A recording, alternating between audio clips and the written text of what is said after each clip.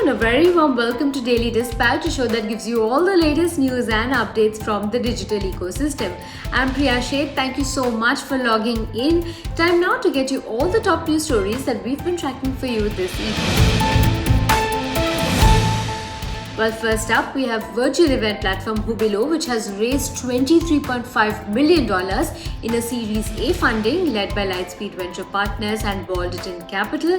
Now, the San Francisco headquartered company had raised $4.5 million in October last year. Now, the company plans to use this latest investment to bring in strategic, tactical, and technological advancements to the core product, integrations, as well as the platform. Well, moving on to the second headline of the day, healthcare technology startup Innovating is the latest entrant to the Unicorn Club. Its latest round of funding values the startup at $1.3 billion. Now, the funding will be used by the health tech startup to launch the Innovating Health Cloud. And after Digit Insurance, this is the second startup to really enter the Unicorn Club this year. Well, Walmart-owned e-commerce major Flipkart plans to deploy 25,000 electric vehicles by 2030 to fast-track the adoption of EVs for its logistics fleet. The company also plans to build EV charging stations around its delivery hubs and offices. Well, Battery Smart, which is building India's largest network of EV battery swapping stations for three-wheeled e-rickshaws, has raised seed funding led by Orias Venture Partners. Battery Smart has about 25 operational battery swap stations in Delhi, carrying over 1,000 battery swaps every week on its network. Well, moving on to the final headline of the day, Mumbai-headquartered data center solutions provider Webworks has entered into a joint venture with enterprise management company Iron Mountain. Iron Mountain will be investing $150 million in Webworks as primary equity over the next 2 years. Now, this deal will help the company accelerate its expansion across different Indian cities. Well, moving on to our second segment, I have with me somebody who has really made dating very easy in the virtual world. I have with me Abul Joseph, who is the co-founder and CEO of Isle. Thank you very much for being a part of Daily Dispatch. I want to begin by asking you, how the last year has been. Have Indians really been dating? Well, thanks for having us, Priya. I think Indians have definitely been dating, but it's been virtual over 2020, and I think everybody who's been meeting their potential significant others online, I think over the next few months they would probably have their first dates offline. So yeah, I think the sparks and the initial few interactions happened online, and I think Valentine's Day was probably the time that everybody discussed about meeting offline for the first time. I'm going to get the specific numbers just in a bit, but I want to, ask you about the fundraise that you just did. I was in news for a pre-Series A funding that you just undertook. The last time you did funding was in 2017, and after which you'll have, gone with another round of funding. So, wanted to ask you, what has been the intent of this fundraise and what the funds are going to be utilized for? Sure. So yeah, true. I think the last time we raised funds was 4 years ago, and we made the announcement again on Valentine's Day. And we turned profitable in 2018, and that's been the case for the last 3 years. And we didn't really sense the need to raise further funds. But I think now the landscape has changed ever since the explosion of TikTok and of course Instagram and Reels.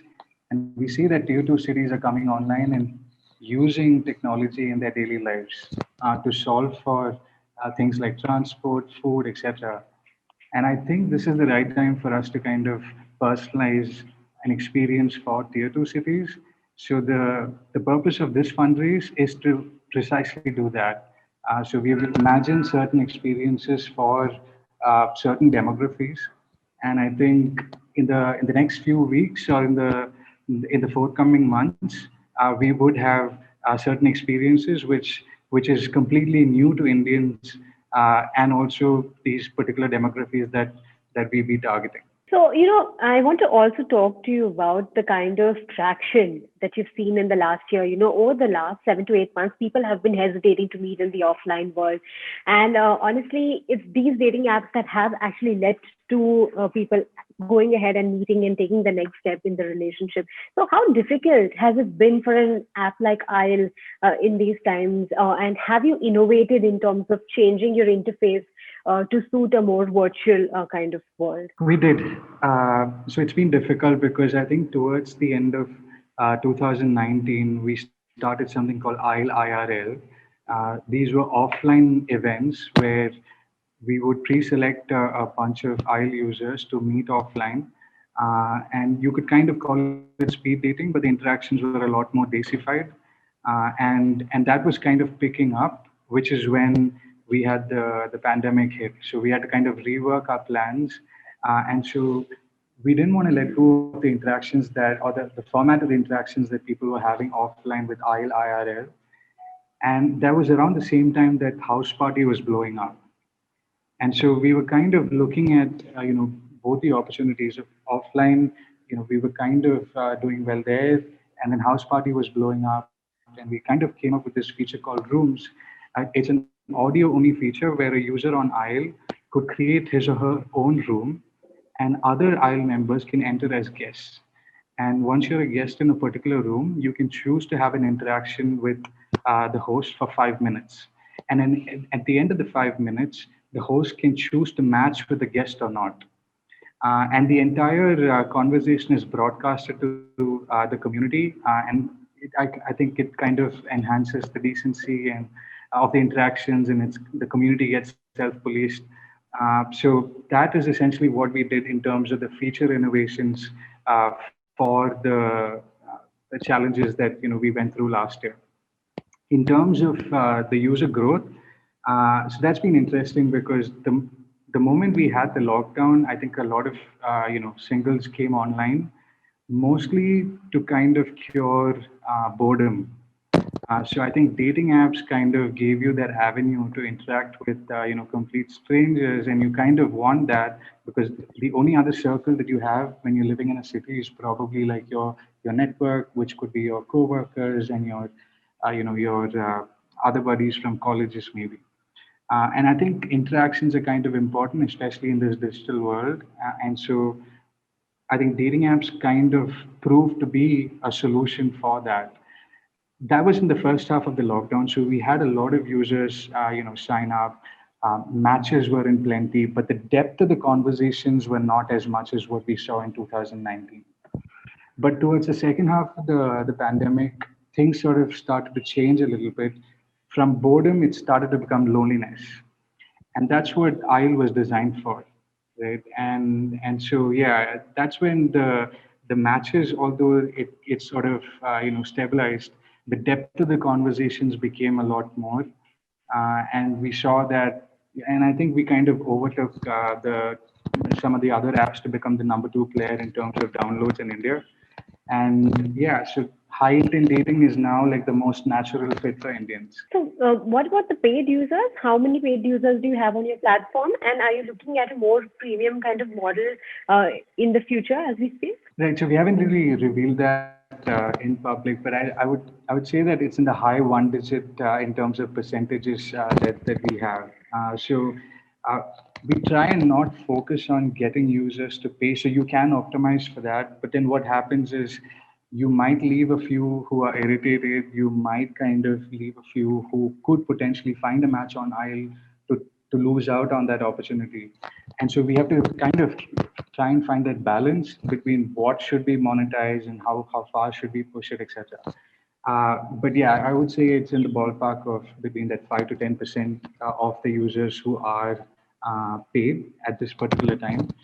In terms of the premium plans or the premium sort of services that are available on IEL, we have IEL Premium and we have IEL Concierge. So IEL Premium is where you have what we call, internally we call them love letters, but on the app it's called invites. You can send 5 invites in a day if you're a paid premium IEL Premium user. And so that's kind of how most of our success stories have come about.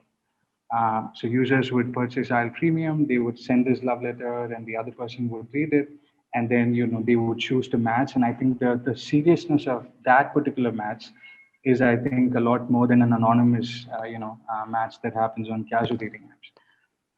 And yeah, when it comes to IEL Concierge, we kind of give them a lot more than that. So you have the opportunity to send unlimited invites here, but also be able to search the entire community. So I think on the user experience on dating apps have always been, you need to kind of go through one profile to see what's behind that. But with iConcierge, you can kind of search the entire community using the fields that you want to kind of pick, be it education. If you're looking for somebody who's a non-smoker, you can search for them, and you can kind of, we call it the fastest way to meet someone special. And yeah, so that's iConcierge. I'm going to end by doing a quick rapid fire with you, where I'm going to ask you some very interesting questions, and I'm sure our audience is going to be very interested to know the answers to these. So are you ready? Yes, sir. Let's go. So first up, tell us the city where you're seeing the maximum dating happening. I would say is, I would go with Delhi. The weirdest profile that you've seen on IEL. So the weirdest profile is when people suggest that they are into a particular interest, but in the profile when they write about it, it just seems very basic. Over the top of my head, what I can think of is, there are people who write about being a foodie, but when it comes to, so you can actually showcase some of the pictures from your Instagram accounts, but some of the restaurants they've probably visited would have been like quite basic. They don't really come across as foodies at all. So yeah. The oldest person on your IEL platform. The oldest person who's found a match and has written to us is 73. The city which is the most unexpected to be on the list of cities where you're seeing maximum matches? So when it comes to city, that's a hard question, but I think it's in Punjab. We see a lot of activity in the state of Punjab.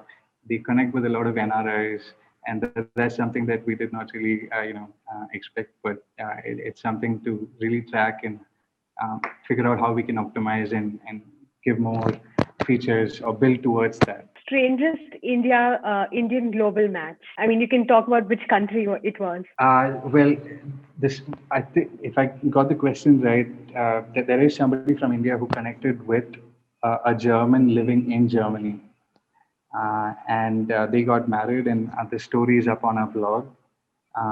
And we never expected an Indian living in India using IEL, who was specifically designed for Indians, to find a German living in Germany and get hitched. So I think, yeah, that was special. Okay, 2 innovations on IEL that we can expect in 2021. We're going to be personalizing for very specific, demographies in India. And I think the end goal for us is to kind of play a virtual Seema auntie for a lot of our users. I think a lot of us require that hand holding. So these are the 2 things that we think we'll be working towards. Okay, and the final question, IEL 5 years from now. We want to be number 1. I think we could potentially be the number 1 matchmaking endeavor in India for Indians, and that's the goal. We require a lot more hands. We'll get there eventually, hopefully. All right. And many thanks for joining us today. It was a very fun rapid fire, and I'm sure our viewers are also already enjoying all the answers that you've been giving. Thank you very much for being a part of Daily Dispatch. It's been a pleasure speaking with you. Thank you so much. Likewise, Priya. Thank you very much. Well, time now to say goodbye. Many thanks for joining us on this edition of Daily Dispatch. I'll see you tomorrow at 5 p.m. Take care and stay safe.